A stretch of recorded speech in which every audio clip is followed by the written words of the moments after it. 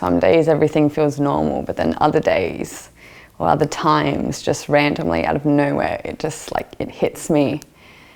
And I just miss him so much.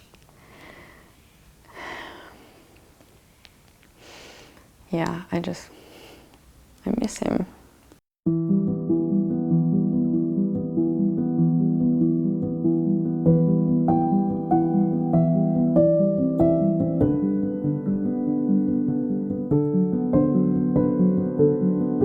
Aaron was my little brother, 2 years younger. Well, 1 year, 10 months and 27 days to be exact. And over the last few years, we had grown really, really close. Lots of time spent around the house together, just joking around and in the kitchen. And we'd go out together and we'd go to parties.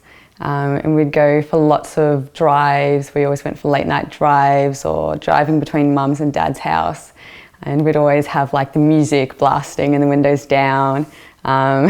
Yeah, in those last few years, he wasn't just my brother, he was my best friend, yeah. 3 years ago it would have been now. I had my friends over for like a Halloween catch up and Aaron was hanging out with us. He did that a lot. He was very much like part of my friendship group. And it got to about 11:30 at night and we were like, let's go to a party. And so we were all running around the house, getting dressed up, and Aaron had put on this big cloak, and I painted on, using like liquid eyeliner, this like Zorro mask on him. And then we all went out. Mum dropped us all off to the party. And we were there and it was just so much fun. And we only stayed for like an hour and a half, but it felt like so much longer. And then, so on that night we decided that would make it like an ongoing tradition that we'd do. He was like so ridiculously charismatic. He had that level of, I don't know, like social prowess. That he could just make anyone feel at ease. And he didn't like people to feel excluded. He was always going out of his way to like bring in people, to talk with them and make them feel comfortable, and he wasn't afraid to stand up to bullies, and it was nice having someone like that as a brother, you know, because he always looked out for me, and I always looked out for him. Mum had gone away for the weekend, so Aaron and I were home alone. We were really excited about that. We're making our own food, we're having friends over, just doing whatever we wanted. And on the night, Aaron had invited a friend over, and they were just having fun, chilling in the kitchen, in the backyard. And I stayed up with them quite late for the night, till like 1 a.m. And then I was woken up at 6:30 a.m. by the sound of really loud footsteps coming up to the house and a really loud knock on the door. And at the time I thought that it was just like Aaron and his friend had gone out for a walk or something and they were coming home and they'd forgotten their keys and couldn't get in.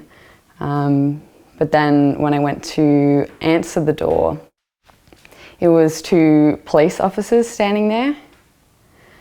And like I didn't know what was going on. I was quite confused and I was scared. And they started asking me if I knew Aaron, if this was where he lived, and if they could come inside. And so we were sitting down right here actually. I was in almost this exact seat where I am right now. And one of the officers said that Aaron and his friend had gone up for a drive at around 4 a.m. that morning, and that he had been in an accident and that he'd passed away. And you know, I went into shock. It's not the kind of, like my brain just couldn't process it. and they passed me like his belongings, like they gave me his wallet. So I was just sitting there like in the kitchen, like holding his wallet in my hand, and I looked, and it was like, it had all of his, like his driver's license and his student ID, and like the little list of phone numbers with like mum's number, dad's number, my number, all of those in it. And I just couldn't believe it.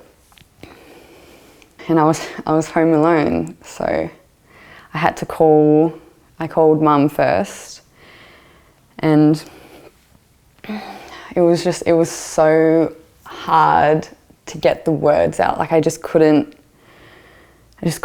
say it, because once I said it, then like couldn't take it back. And then mum, I think, also went into shock. She went into shock, and she went into like that problem solving, like I have to get home, let me talk to the police. But then after that, I had to call Dad.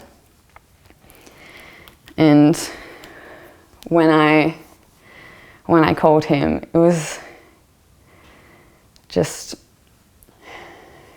yeah, I was in shock, but hearing his voice when I told him that Aaron had died, it just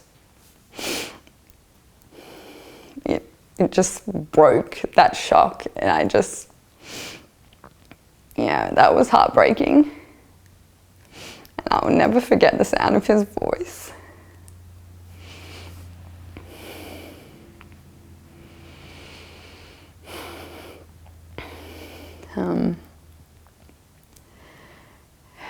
And then after that, the police drove me over to Dad's house so that I wouldn't be alone. I notice it the most at night times, always at night time, usually as I get into bed.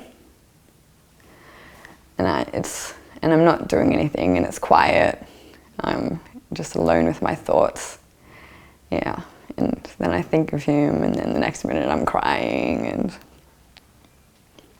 just that sense of humour that just is like exactly the same, just 18 years worth of spending the majority of our days together. And so many inside jokes. I miss the inside jokes. And just the random like popping our heads out of the door in the hallway or in the kitchen, and I don't know, just stupid stuff like that. That first Halloween after he had died, that was a really tough night. Because I just wanted to be out at that same party with him like we'd said we always would, but just, yeah, never do it again. Not the same way, not with him. Because especially in family situations, Aaron and I bounced off of each other very, very much, sort of like a dynamic duo. But then I was suddenly like having to go to all these events, and Aaron wasn't there. And so I had to relearn how to just exist in those situations without him. And it always reminds me when I'm sitting there and I'm on my own and Aaron's not there to like get my joke or say something, you know. Yeah, it always makes me miss him more. I like to sort of hold on to his possessions. So I've gathered lots of his little trinkets, especially ones that have sentimental value to me. And I have them all like spread in amongst my room. Even this bracelet that I'm wearing now was Aaron's favourite necklace. Sometimes I like to just put all my windows down and like blast up the music and sing along, just like Aaron and I used to. And that feels nice. And usually it makes me feel nice, but then like I'm usually crying at the same time, and it's that mix. The really beautiful memories, but because they're so beautiful, they just hurt so much more.